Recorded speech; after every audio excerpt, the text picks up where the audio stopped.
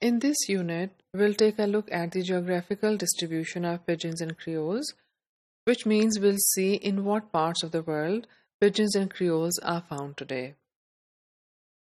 As the map shows, pidgins and creoles are distributed mainly in the equatorial belt around the world. They are found mostly in places with direct or easy access to water, as you can see in the map. They are found mainly in the Caribbean, around north and east coast of South America, around the coasts of Africa, particularly west coast, across the Indian and Pacific Ocean.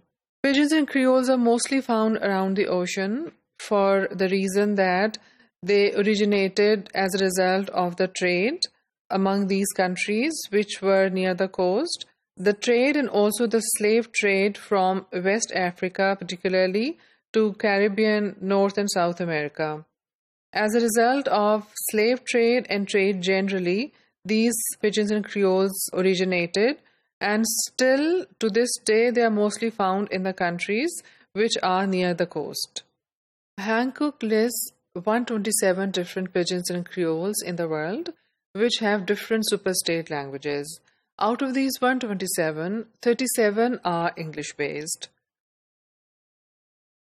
In these pidgin and creole speaking countries, there are areas which are almost exclusively Spanish speaking now, which means that they have given up the pidgins and creoles that they were using until some time back, or the dominant language is not the pidgin or the creole but some other standard language.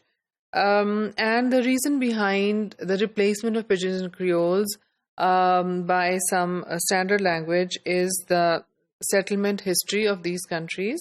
For example, they have had more opportunities to remain in contact with the standard languages, so much so that the standard language has completely replaced the pidgin and the creole.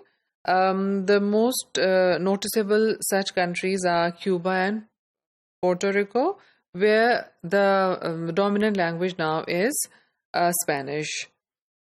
Some countries have English-based pidgins and creoles. For example, Jamaica, the most noticeable is Jamaica and also Guyana.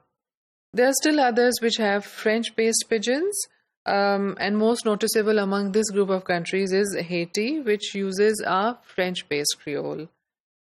Similarly, Sierra Leone in Africa has both English-based pidgin and creole.